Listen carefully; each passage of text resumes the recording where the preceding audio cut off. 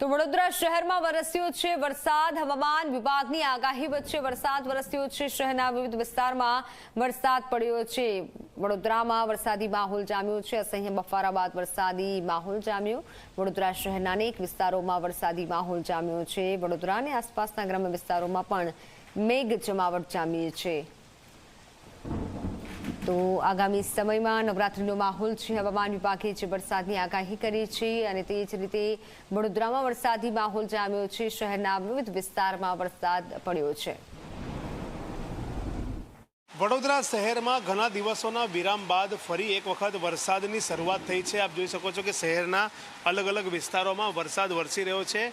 વાત કરીએ તો વડોદરા શહેરના ખંડેરાવ માર્કેટ વિસ્તાર, સાથે ચા દરવાજા વિસ્તાર, રાવપુરા વિસ્તાર, તે ઉપરાંત અલકાપુરી, જેતલપુર, નિઝામપુરા, ફતેગંજ સહિત અનેક વિસ્તારોમાં જે વરસાદ છે તે વરસી રહ્યો છે। જે રીતના નવરાત્રિનો જે પર્વ છે તે નજીક છે, ગરબા આયોજકોએ ગરબા મેદાનમાં તૈયારીઓ કરી દીધી છે અને તેના વચ્ચે આજે વરસાદ વરસી રહ્યો છે તે ગરબા આયોજકોની અંદર ચિંતાનું મોજું ફરી વળે તે પ્રકારની અત્યારે સ્થિતિ ઊભી થઈ છે। ખાસ કરીને જો વાત કરવામાં આવે તો જે લોકોએ મેદાન તૈયાર કર્યા છે તેમને હવે વધારે મહેનત કરવી પડશે, કારણ કે આજે વરસાદ છે તે વરસાદના કારણે કહી શકાય કે તેમનું જે મેદાન છે તેમાં કીચડ થઈ જશે। હવામાન વિભાગે સતત 3 થી 4 દિવસ સુધી વરસાદની આગાહી વ્યક્ત કરી છે અને તેના અનુસાર જ અત્યારે વડોદરા શહેરમાં વરસાદની શરૂઆત થઈ ચૂકી છે।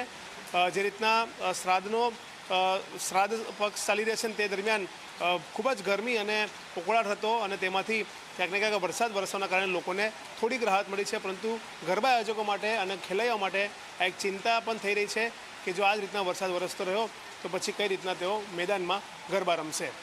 કેમેરામેન મુકુંદ દવે સાથે રવિ અગ્રવાલ, ઝી મીડિયા, વડોદરા।